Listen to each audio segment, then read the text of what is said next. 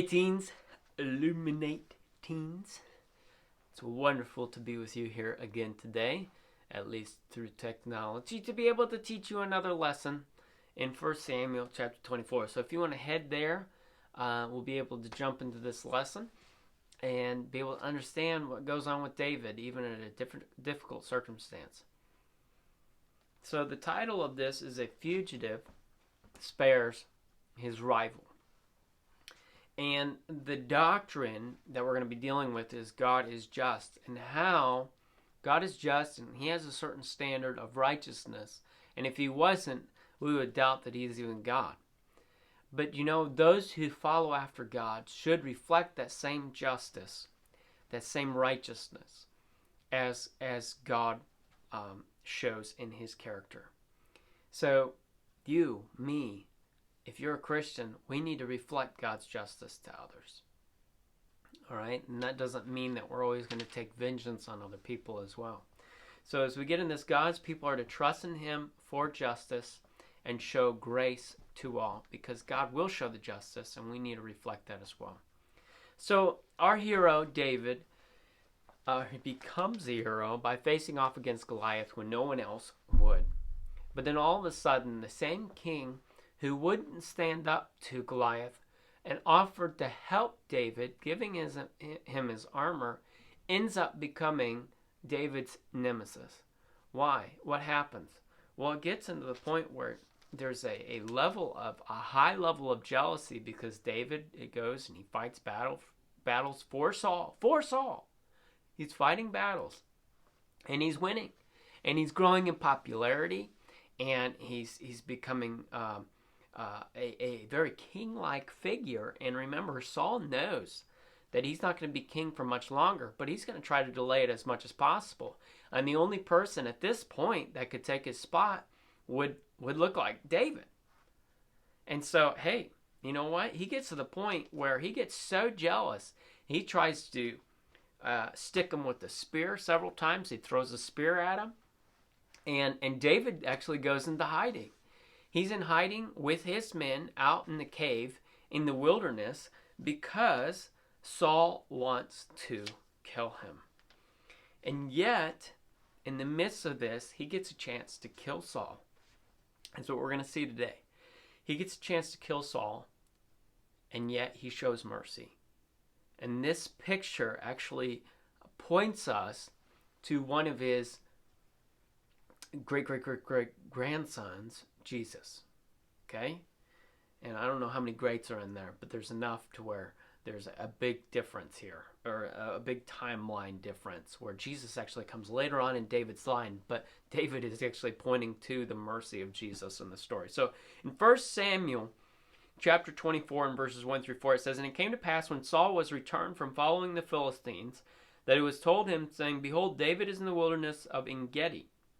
And Saul took 3,000 chosen men out of all of Israel and went to seek David and his men upon the rocks of the wild goats." So there's a problem here. The Philistines are a continual threat to Saul, and yet Saul is so jealous, he turns around with 3,000 of his men and chases after David. "And he came to the sheepcotes by the way, where it was a cave, and Saul went in to cover his feet, and David and his men remained in the sides of the cave. And the men of David said unto him, Behold, the day of which the Lord said unto thee, Behold, I will deliver thine enemy into thine hand, that thou mayest do to him as it shall seem good unto thee. Then David arose and cut off the skirt of Saul's robe privily." And so Saul goes into the same cave that David's in, doesn't realize it, and somehow David is able to cut off a piece of his robe. Now David's men wants him to take him out. Says, well, God's going to deliver your enemy into your hands. Why don't you just get rid of him? Or we'll never have this problem again. And David he doesn't want to do it. So he just cuts off a quarter piece out of his robe, and he does it secretively. I'm not sure. He's good at sneaking up. I mean, if you've been trying to hide away from somebody killing you, you're going to get good at sneaking around. But he does cut that off. And he struggles with it. He struggles that he even lifted a hand against one of God's anointed. God anointed Saul as to choose him, to dedicate him as king. And David doesn't want. He struggled with it. He felt bad about it. even lifting his hand against the anointed. But David, in the midst of this, needed to have faith that God was going to be with him. If Saul's coming in and he's going to step out and do this, he knows that God's going to take care of him. And he ends up going to confront Saul, and Saul could take him out, 3,000 men there. This could be a whole massacre, but yet he has faith that God's going to take care of him. Now, David had the wisdom of many, many different men there amongst him in making a decision, and yet, he sought the wisdom of God in this sense. But how much wisdom do you seek in making your decision? Do you have godly people that are right around you that will help you make that decision, the right decision? Do you seek God's face in gaining the wisdom in order to make your decisions?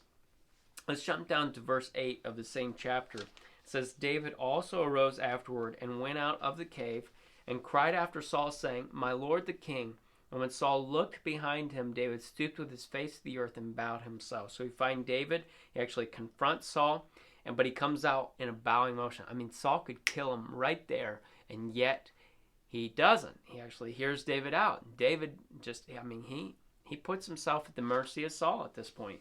Verse 11, Moreover, my father, see the skirt of thy robe in my hand, for in it I cut off the skirt of thy robe, and killed thee not.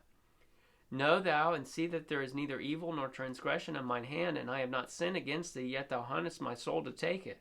The Lord judge between me and thee, and the Lord avenge me of thee, but mine hand shall not be upon thee. As saith the proverb of the ancients, Wickedness proceedeth from the wicked, but mine hand shall not be upon thee. After whom is the king of Israel come out? After whom dost thou pursue?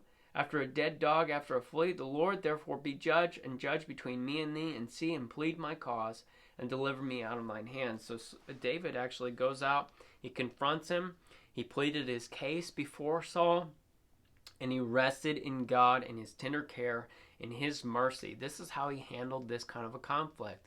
Instead of turning around and killing Saul, he ends up going out and pleading his case and trusting totally in God in the midst of all of this.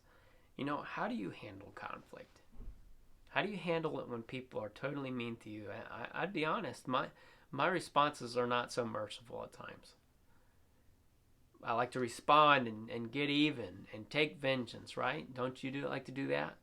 But that's not reflective of what Jesus does or what David has done in this passage.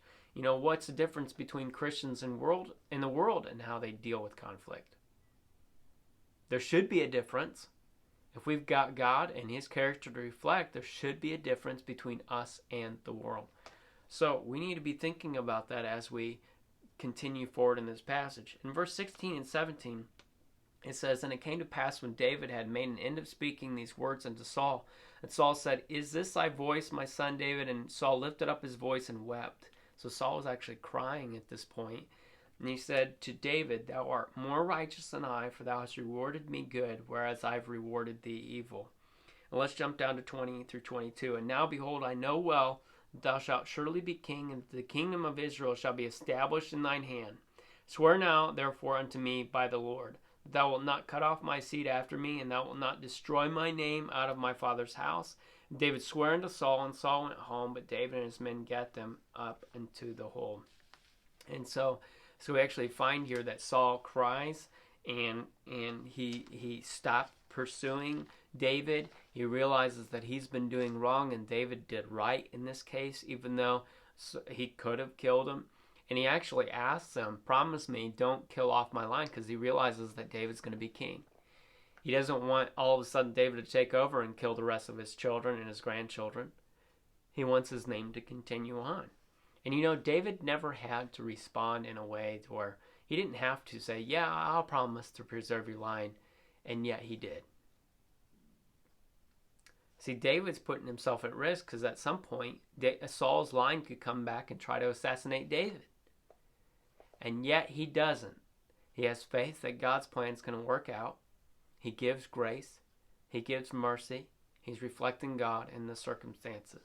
How can we show faith, mercy, grace in our conflicts? How have you shown grace, mercy, and faith in your conflicts?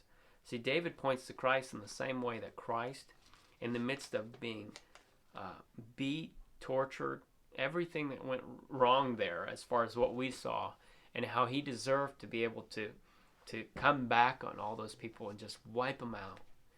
Yet he shows his faith in God's plan. He shows mercy. He shows grace. He gives what we don't deserve. He doesn't give what we do deserve. And here we find all that Jesus has done. So David's actually pointing to who's coming in line, the one who's going to offer salvation to the world. David's pointing to Jesus. So how are we reflecting Jesus in how we handle our conflicts in our life? How much wisdom do we need to handle these conflicts in the right way? So I hope you enjoyed that lesson. I hope that was a challenge to you. Please take this seriously and apply this to your life. We'll talk to you later.